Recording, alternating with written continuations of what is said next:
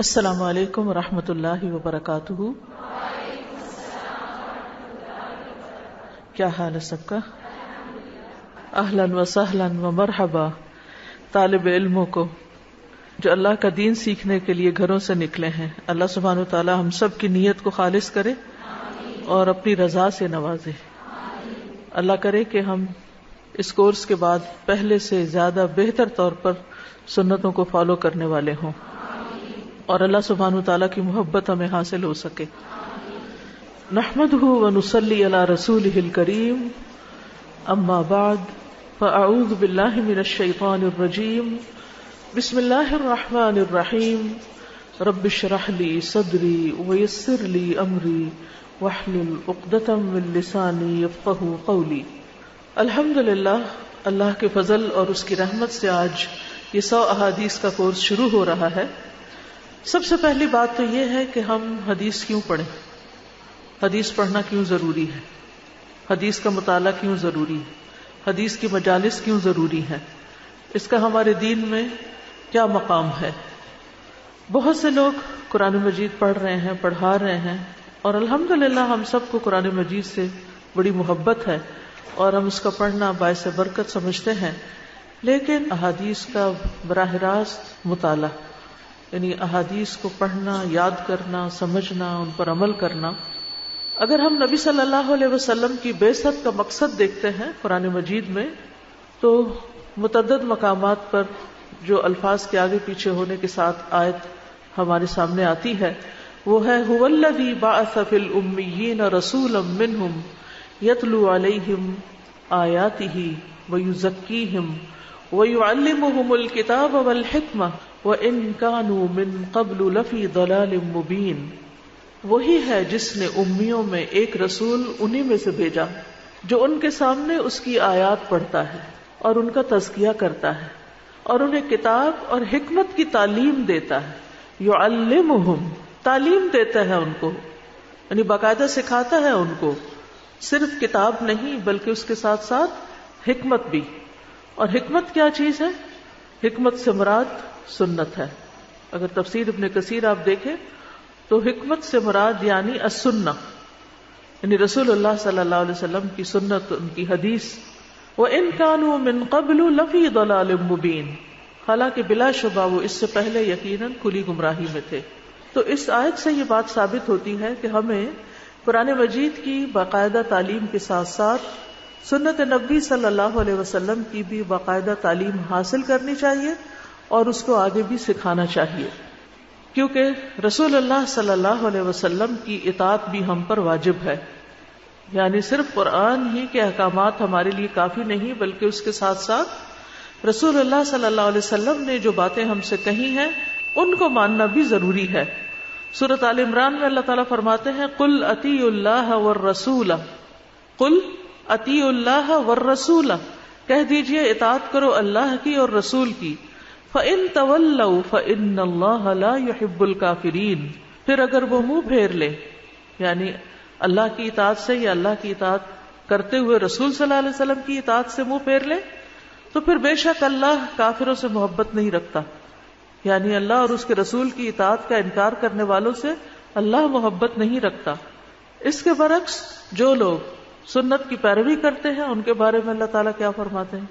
قُلْ إِن كُنتُمْ تُحِبُّونَ اللَّهَ فَاتَّبِعُونِي يُحْبِبْكُمُ اللَّهُ وَيَغْفِرْ لَكُمْ ذُنُوبَكُمْ، کہہ دیجئے اگر تم اللہ سے محبت کرتے ہو، جس کا دعویٰ بہت سے لوگ کرتے ہیں، تو پھر اس کو ثابت کرنے کے لیے، پروف کرنے کے لیے تمہیں کیا کرنا ہوگا؟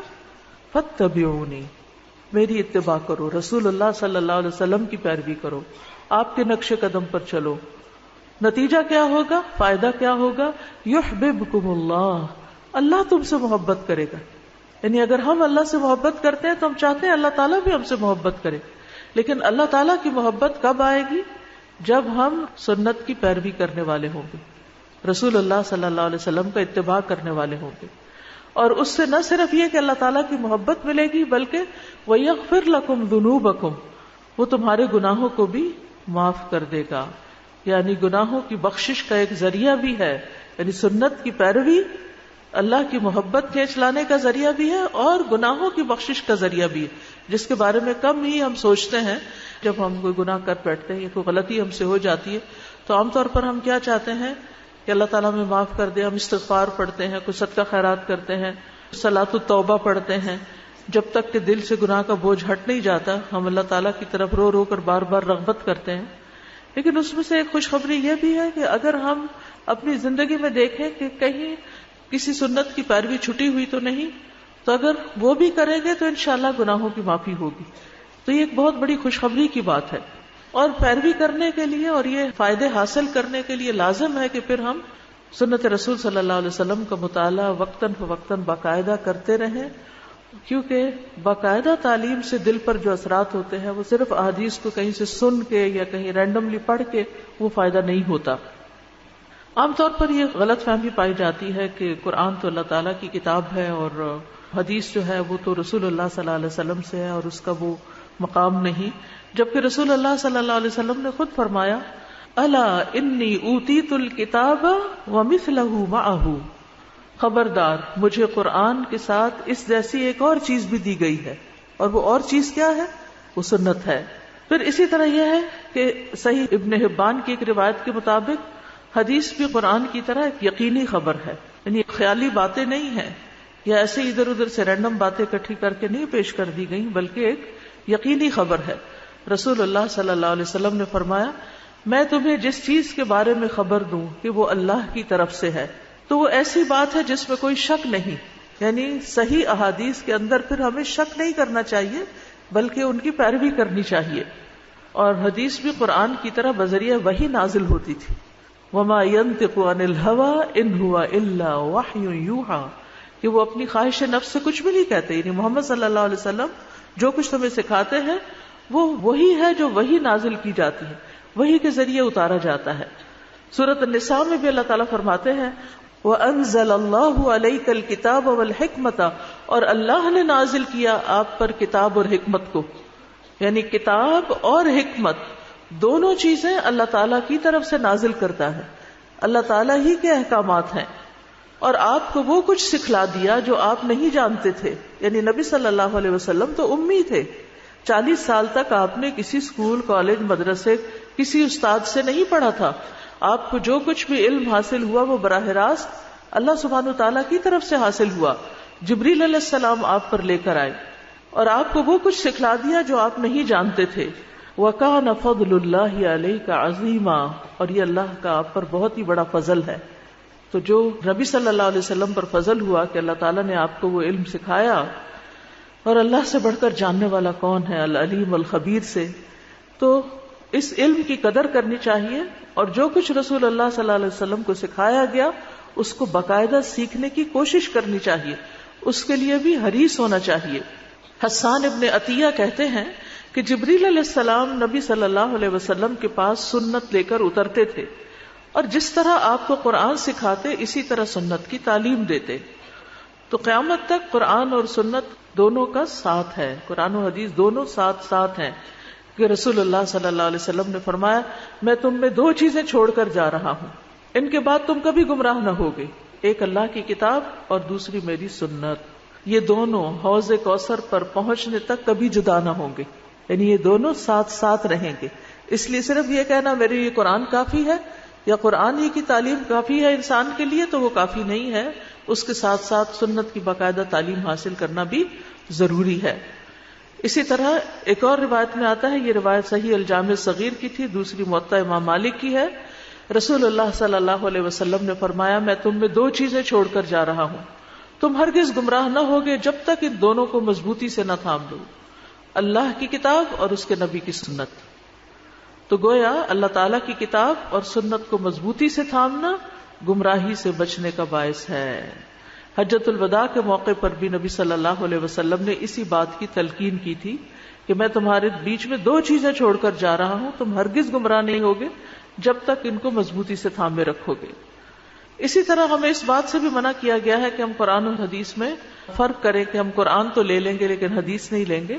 اس شخص کی مذمت کی گئی ہے جو صرف قرآن کے حکم پر اکتفا کرے. نبی صلی اللہ علیہ وسلم نے فرمایا، سنن نبی داؤد کی روایت ہے میں تم میں سے ہرگز کسی کو نہ پاؤں کہ وہ اپنی مسند سے تکیہ لگائے بیٹھا ہے، یعنی اپنے صوفے پہ بیٹھا ہوا ہے ٹیک لگا کے ایزی وے میں، اس کے پاس میرے حکموں میں سے یعنی نبی صلی اللہ علیہ وسلم کے احکامات میں سے کوئی حکم آ جائے، ان باتوں میں سے جن کا میں نے حکم دیا ہے یا جن سے میں نے منع کیا ہے، تو وہ کہے ہم نہیں جانتے، ہم نے جو کچھ کتاب اللہ میں پایا ہے اس کی ہم نے پیروی کی، یعنی صرف کتاب اللہ کو کافی سمجھے اور کہے کہ ہم نہیں جانتے کہ حدیث میں کیا ہے یا سنت میں کیا ہے، ہمارے لیے بس صرف قرآن کافی ہے. تو یہ ایک بہت خطرناک ذہنیت ہے اور اس سے بچنے کی ضرورت ہے. ابو ایوب السختیانی کہتے ہیں کہ جب تم کسی شخص سے سنت بیان کرو اور وہ کہے اسے چھوڑ دو، چھوڑو سنت کو، چھوڑو حدیث کو، اور ہم سے قرآن بیان کرو، تو بظاہر تو بڑا خوبصورت سا جملہ لگتا ہے کہ قرآن سے ہمیں بڑی محبت ہے، قرآن بیان کرو، تو جان لو کہ وہ گمراہ ہے اور گمراہ کرنے والا ہے. یعنی جو شخص یہ کہتا ہے کہ صرف قرآن ہی کافی ہے اور حدیث کی ضرورت نہیں ہے، تو ایسا شخص گمراہ ہے اور گمراہ کرنے والا ہے. تو اس شخص کو پھر اپنا امام نہیں بنانا چاہیے یا اس کے پیچھے نہیں جانا چاہیے یا اس کی باتوں کی طرف توجہ نہیں کرنی چاہیے. تو یہ مختصراً ایک ابتدائیہ ہے اس بات کی طرف توجہ دلانے کے لیے کہ ہم نے اس کورس کے لیے احادیث کا انتخاب کیوں کیا ہے اور باقاعدہ حدیث سیکھنے کی مجالس کا اہتمام کیوں کیا ہے اور اس کی ہماری زندگی میں کیا ضرورت ہے. تو گویا یہ دین کا ایک اہم ترین حصہ ہے اور اس کو نظر انداز نہیں کیا جا سکتا. اب اس کے بعد یہ ہے کہ کتاب جو ہے وہ صحیح بخاری سے 100 احادیث کا انتخاب ہے. اس کے پیچھے کچھ مقاصد تھے.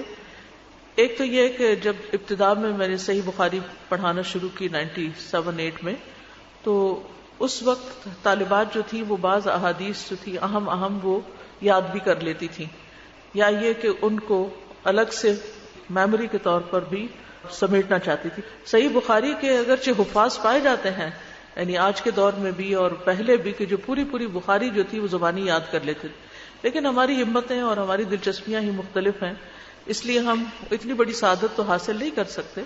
لیکن کچھ لوگوں نے یہ خواہش ظاہر کی کہ اگر احادیث کا کوئی ایسا مختصر سا مجموعہ تیار ہو جائے کہ جس کو ہم زبانی بھی یاد کر لیں، اور اس کے لیے پھر بخاری کو کھول کے کئی والیوم میں حدیثیں ڈھونڈنا اور یاد کرنا وہ ذرا ایک مشکل کام ہے، تو کیوں نہ ہم ایک عمومی طور پر دین کے سارے پہلوؤں سے متعلق، جیسے عقیدے سے متعلق، عبادات سے متعلق، اخلاقیات سے متعلق، معاملات سے متعلق صحیح احادیث، اوتھینٹک احادیث، لیکن سائز میں ذرا چھوٹی، کیونکہ لمبی تو یاد کرنا مشکل ہے، تو کیوں نہ ان کو الگ چھاپ لیا جائے. تو خیر الحمدللہ یہ مجموعہ تیار ہو گیا. اس کے بعد یہ تھا کہ اب اس کو آگے پڑھایا بھی جائے، خود بھی پڑھا جائے. اگرچہ احادیث بہت آسان ہے، لیکن کچھ مختصر وضاحت ان کی اس طرح ہو جائے کہ اس کتاب کو آگے اپنے کورسز کے ساتھ، یا پھر یہ کہ جیسے جو بچیاں حفظ کر رہی ہوتی ہیں، یا پھر جو سمر کورسز ہیں، یا کسی بھی شارٹ کورس کے طور پر اس کو سکھایا جا سکے. ان میں سے بہت سی احادیث پہلے بھی آپ کی نظر سے گزری ہیں، لیکن یہاں انشاءاللہ جب ہم دوبارہ سے ان کی یاد دہانی کریں گے، اور میری یہ خواہش ہوگی کہ اگر ہو سکے تو ان احادیث کو آپ عربی میں یاد کر لیں، تو یہ بہت بڑی بات ہوگی، کیونکہ قرآن مجید کے حفاظ تو بہت ہوتے ہیں لیکن حدیث کے حفظ کی طرف توجہ نہیں دی جاتی. ابتدا میں تو حافظ کہا ہی اس کو جاتا تھا جو حدیثیں حفظ کرتا تھا، یعنی جس کو 1,00,000 حدیثیں یاد ہوتی تھی وہ حافظ کہلاتا تھا. تو اس لیے بہت ضروری ہے کہ ہم چلے حافظ حدیث نہ صحیح، لیکن کچھ نہ کچھ ایک قطرے برابر حصہ ہمارا بھی پڑ جائے. اور اس کے ساتھ ساتھ یہ کتاب آپ اپنے بچوں کے ساتھ بھی شیئر کر سکتے ہیں. اس سے پہلے ایک کتاب چھوٹی سی تیار کی گئی تھی کالا رسول اللہ کی، اور اس کو بھی اردو انگلش میں ٹرانسلیٹ کیا گیا تھا اسی مقصد کے لیے کہ ہم اپنے بچوں کو دین کا ایک مختصر سا خاکہ جو ہے صحیح ڈائریکٹ نبی صلی اللہ علیہ وسلم کے الفاظ میں دے سکے. ایک تو یہ نا کہ ہم اس سے مسائل اخذ کر کے ان کو جنرلی خود بتا دیتے ہیں، اللہ ایک ہے، محمد صلی اللہ علیہ وسلم اس کے رسول ہیں، نماز پڑھو، زکوٰۃ دو، سچ بولو، وغیرہ وغیرہ. وہ ٹھیک ہے، وہ تو پھر ہماری باتیں ہو جاتی ہیں نا کہ ہم کوئی نصیحت کر رہے ہیں. اور دوسرا یہ ہے کہ ہم ان کو صحیح ریفرنس کے ساتھ، صحیح کنٹیکسٹ کے ساتھ وہ حدیث پڑھا دیں، ان کی آنکھیں دیکھ لیں اور اس کو وہ پڑھیں اور سمجھیں. تو اس سے بچوں کی تربیت پر بھی ایک اچھا اثر پڑتا ہے. خود میں نے یہ ٹیکنیک اپنائی ہے کہ بہت زیادہ اپنی باتیں کرنے کی بجائے براہ راست رسول اللہ صلی اللہ علیہ وسلم کی بات جو ہے وہ بچوں کے کان میں پڑے. اور اس میں بہت سے لوگ عربی کو چھوڑ دیتے ہیں، لیکن جو شخص قرآن نازلہ پڑھ لیتا ہے اس کے لیے عربی میں حدیث پڑھنا کوئی بہت جان جوکھوں کا کام نہیں ہے. تھوڑی سی دلچسپی اور توجہ کی ضرورت ہے. تو اس لیے میں یہ چاہوں گی کہ ان احادیث کا پروننسیشن بھی صحیح طور پر آپ کو آتا ہو. آپ میں سے جو لوگ ان کو زبانی یاد کر سکیں وہ بہت اچھا ہے، جو نہ یاد کر سکیں کم از کم وہ صحیح پڑھ سکیں، اور اللہ تعالیٰ آپ کو آگے پڑھانے کی توفیق دے تو اس کی عربی بھی ساتھ پڑھیں. بہت سے لوگ حدیثیں کوٹ کرتے ہیں اور صرف ترجمے پڑھ دیتے ہیں. ترجمہ تو ترجمہ ہے، اصل الفاظ جو نبی صلی اللہ علیہ وسلم کی زبان سے نکلے ہیں اور جن کو اتنی محنت کے ساتھ محفوظ کیا گیا اور ہم تک پہنچایا گیا، ہم ان سے بے اتنائی نہ برتیں بلکہ ان کو صحیح طور پر پڑھیں بھی اور آگے پڑھائیں بھی.